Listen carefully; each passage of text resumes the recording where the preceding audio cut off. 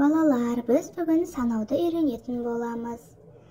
Бұл бір деген сан. Бір санын дәптерді ашып жазамыз. Бұл бір саны. Бір. Азамат мектепте бір санын үйреніп, ата-әжесіне көрсетіп жатыр.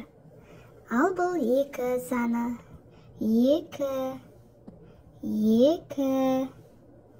Екі санын дәптерге жазып, қайталаңдар.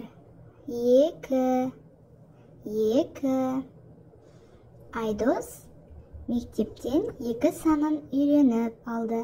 Ата-әжесіне екі санын үйренгенін қуанып айтуда. Ал бұл үш саны. Үш саны осылай жазылады. Дәптерімізді ашып, үш санын жазып үйренейік. Азамат мектептен үш санын үйреніп келді. Ата-әжесіне қуанып көрсетіп жатыр. Бір, екі, үш. Ал бұл төрт саны. Төрт саны осылай жазылады. Бұл бес саны. Бес санын дәптерді ашып жазайық. Ал бұл алты саны. Алты.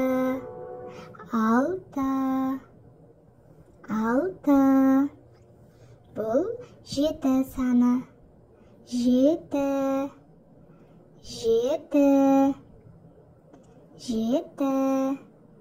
Бұл сегіз саны.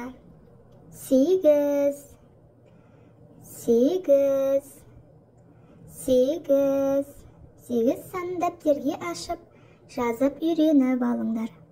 Бұл тоғыз саны. Тоғыз.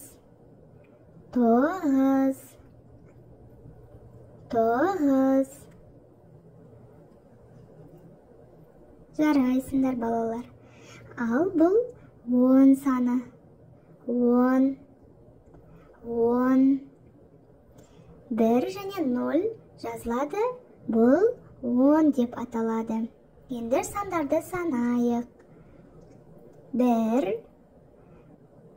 екі, үш, төрт, бес, алты, жеті, сегіз, тоғыз, он бір, 12.